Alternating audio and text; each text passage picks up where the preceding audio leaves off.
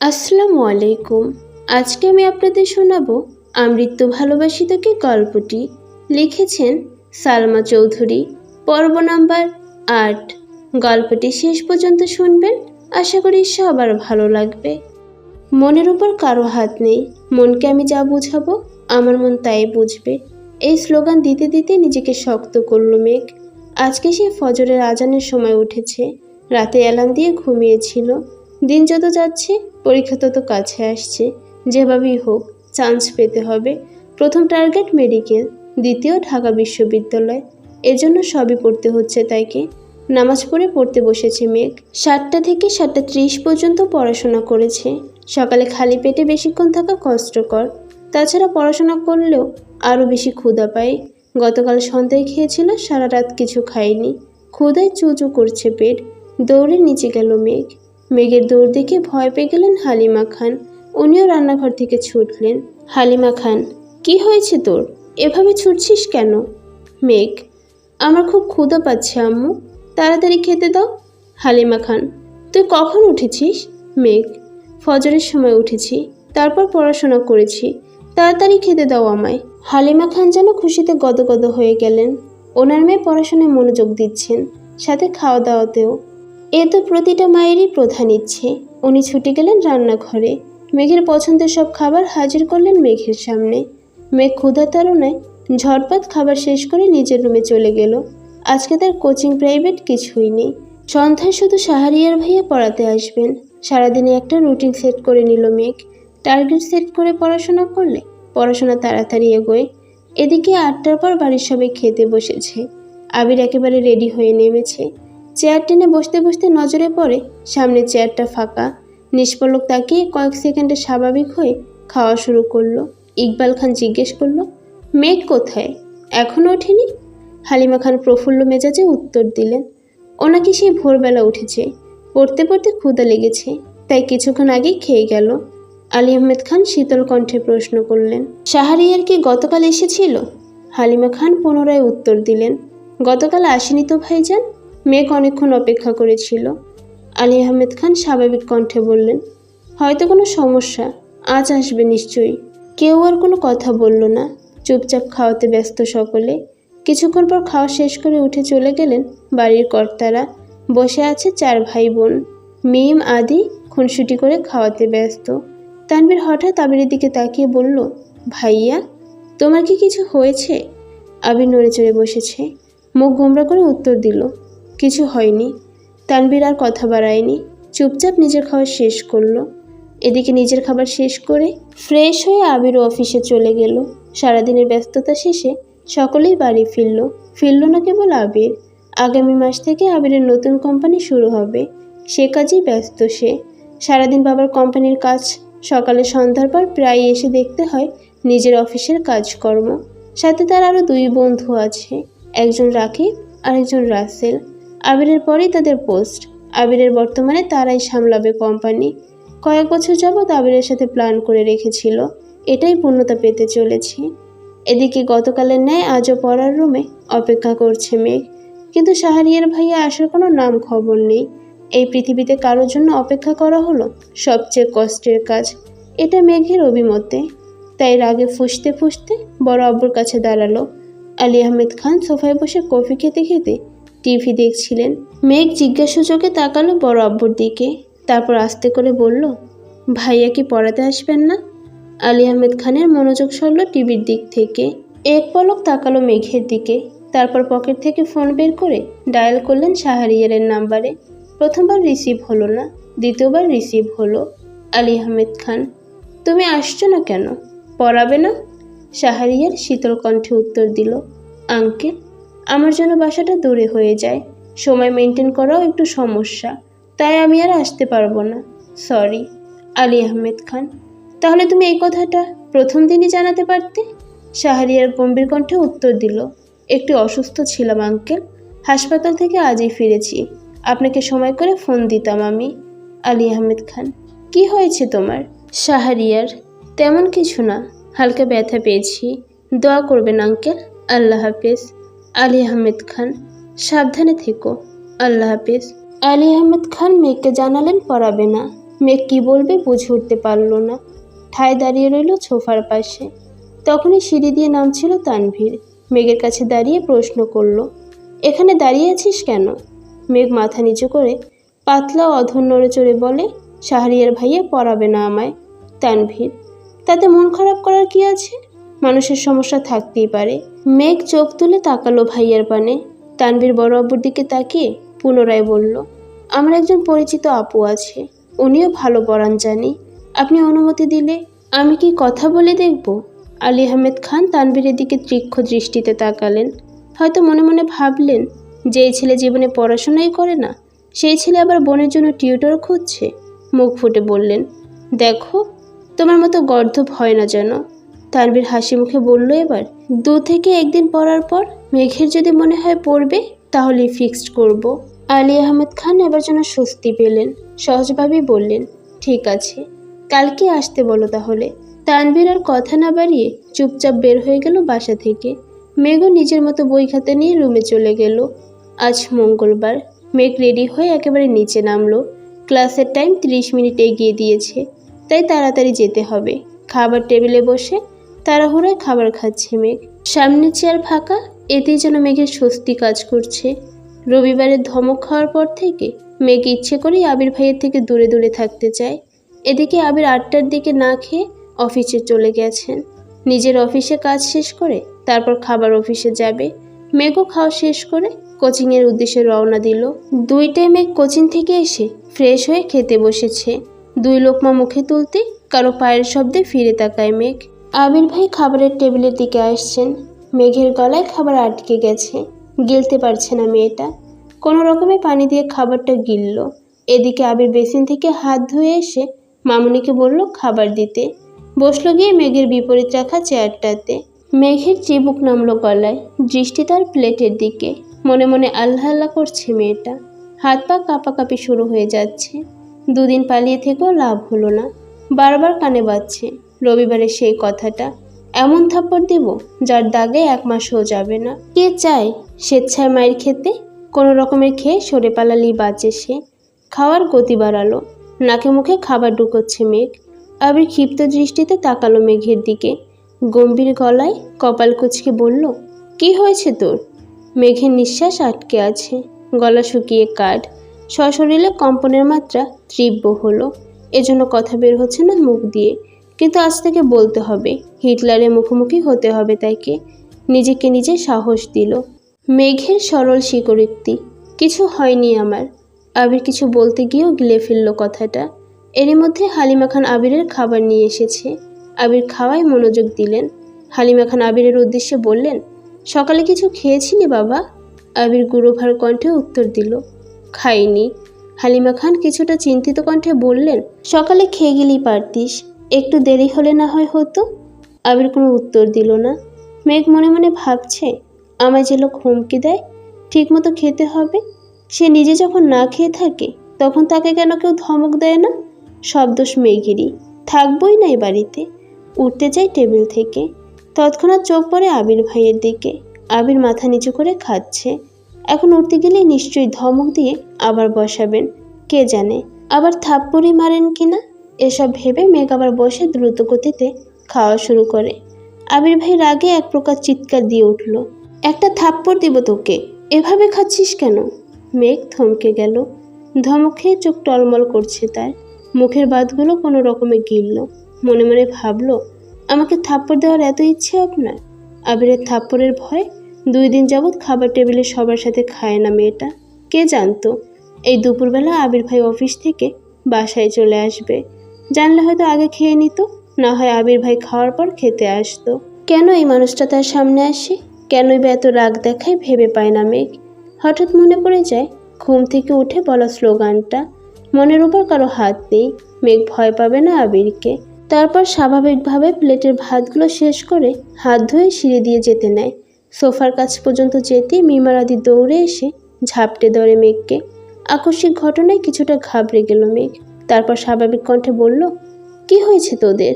মিম ফিস করে মেঘকে বলল, আপু প্লিজ আবির ভাইয়াকে বলো না আমাদের নিয়ে বাইরে ঘুরতে। কখনো বাইকে উঠিনি, প্লিজ বলবা। মেঘ কোনো কিছু না ভেবেই বলল, আমি বলতে পারবো না।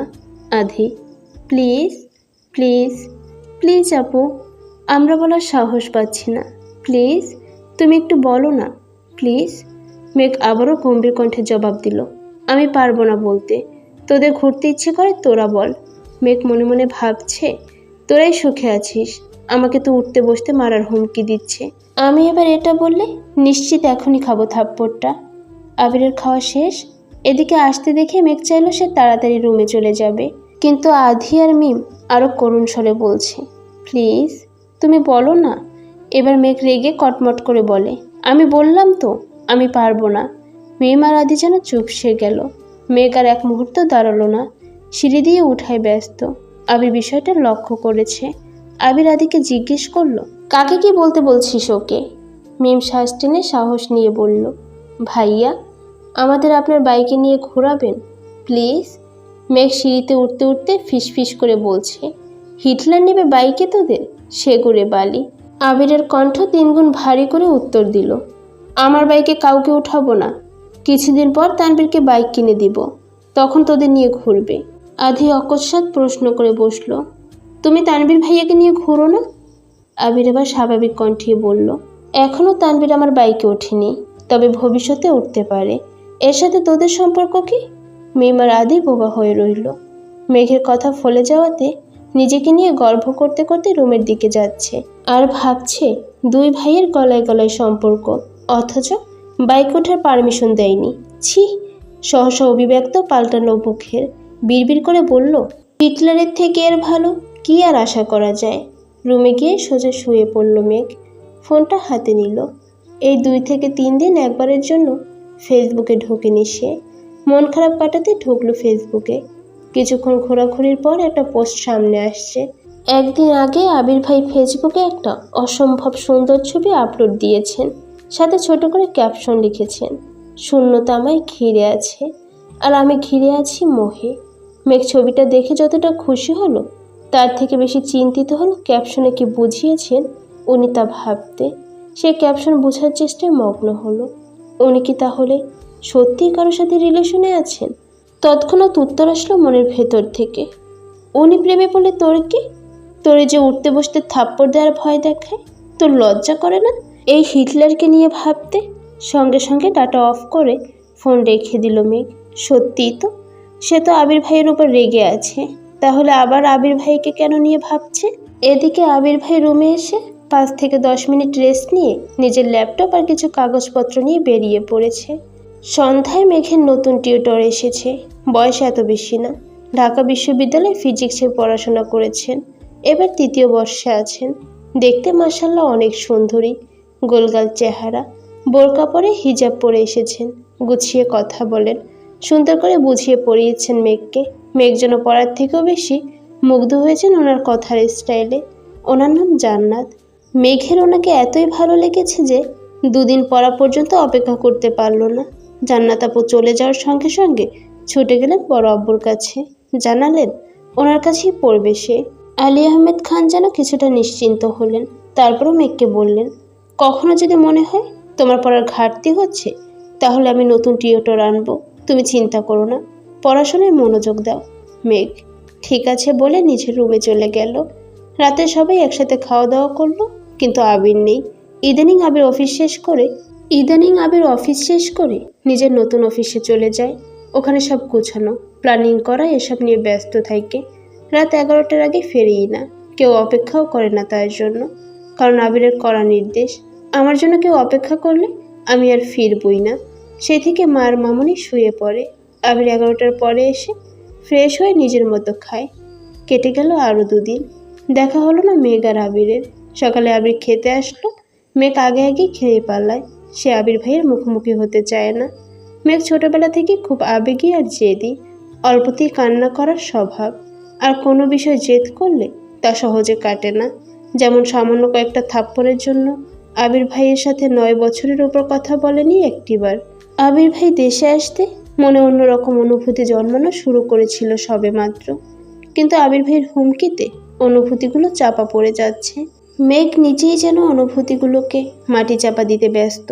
কথায় আছে, চোখের আড়াল হয়ে গেলে মনের আড়াল হতে বেশি সময় লাগে না। এজন্য মেঘ সর্বোচ্চ চেষ্টা করেছে যেন আবির ভাইয়ের সামনে না পড়ে। সবাই টেবিলে বসার আগেই সে খেয়ে নিজের রুমে চলে যায়। আবির ভাই অফিসে গেলে সে কোচিংয়ের জন্য বের হয়। দুপুরে আবির ভাই থাকে না বলে একটু রিল্যাক্সে খেতে পারে। রাতেও জান্নাত আপু পড়িয়ে যায় 7:30 নাগাদ। তখনই খেয়ে রুমে চলে যায়। তখন তো আবির ভাই ফিরেই না। দেখা হবে কিভাবে? সেই রবিবার থেকে মেঘ পালিয়ে বেড়াচ্ছে। আজ বৃহস্পতিবার রাত। মেঘ নিজের পড়া শেষ করে শুয়ে মোবাইলটা হাতে নিয়েছে। আবির ভাইয়ের কথা খুব মনে হচ্ছে তার, তাই আবির ভাইয়ের আইডিতে ঢুকলো, কিন্তু কোনো আপডেট নেই।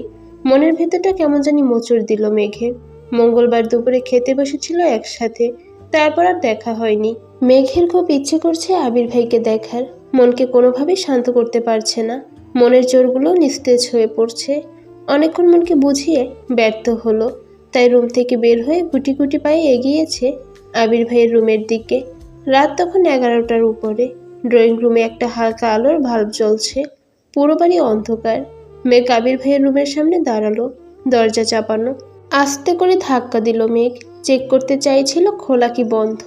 মেঘের হালকা ধাক্কাতেই খুলে গেল দরজা। কিছুটা ঘাবড়ে গেল মেঘ। যদি আবির ভাই রুমে থাকে তাহলে আজ থাপ্পড় নিশ্চিত। তাই দুগালে হাত দিয়ে আস্তে করে উকি দিল রুমে। রুমের বারান্দায় ভাল্ব জ্বলছে, সেটার আলোয় রুমে আসছে। মোটামুটি আলোকিত হয়ে আছে রুমটা। আবির ভাই কোথাও নেই। বিছানা টান টান করে পাতানো। টেবিলে বই খাতা কাগজপত্র এলোমেলো, সাথে একটা ল্যাপটপের আলো জ্বলছে। চেয়ারের ওপর 2 থেকে 3টা কাপড় এলোমেলো পড়ে আছে। ছেলেদের রুম সচরাচর যেমন হয়। মেঘ মনে মনে ভাবছে আবির ভাইকে এখনো ফেরেনি। নিজের রুমের দিকে ফিরে এক কদম এগোতেই কানে ভেসে আসে গানের সুর। দাঁড়িয়ে পড়ল মেঘ। মনে মনে ভাবছে গান কে গাইছে? আবির ভাই নয় তো। আবারও ঘুরে গুটি গুটি পায়ে এগিয়ে গেল সিঁড়ির কাছে। মেঘ এই জীবনে কোনোদিন সন্ধ্যার পর ছাদে যায়নি। সবাই গেলেও যায় না, ওর ভয় লাগে। সন্ধ্যাবেলা নাকি ছাদে তানারা ঘুরে বেড়ায়, সারা রাত ছাদেই থাকেন। এই ভয়ে ছাদে পা বাড়ায় না। সিঁড়ির নিচে থমকে দাঁড়ালো মেঘ। এই গান কি তানারা গাইছেন আমাকে আকৃষ্ট করে নেওয়ার জন্য? যাবে কি যাবে না এটা ভাবছে মেঘ। বুকে সাহস নিয়ে 2 কদম এগিয়েছে মেঘ। একটু উকি দিয়ে দেখলো ছাদের দিকে। ছাদের গেট খোলা। এটা দেখে মনে সাহস পেল মেয়েটা। তানারা গান গাইলে গেট খোলার কি দরকার? তারপর আল্লাহ আল্লাহ করে এগোচ্ছে মেঘ। গেটের কাছে এসে বুকে হাত রেখে উকি দিল ছাদের দিকে। ছাদের এক কর্নারে নজরে পড়ল। চেয়ারের উপর হেলান দিয়ে বসে আছে কেউ একজন। চাঁদের উপর থেকে মেঘ সরে যেতেই স্পষ্ট বোঝা গেল আবির ভাই। মেঘ নিস্তব্ধ হয়ে দাঁড়িয়ে পড়ল। এত রাতে আবির ভাই ছাদে কি করেন? কৌতূহল হলো মেঘের। আগে কি গান গেয়েছে তা মেঘ বুঝতে পারেনি। নিচ থেকে শুধু সুরটাই শুনেছে। এখন আবির ভাই নীরব।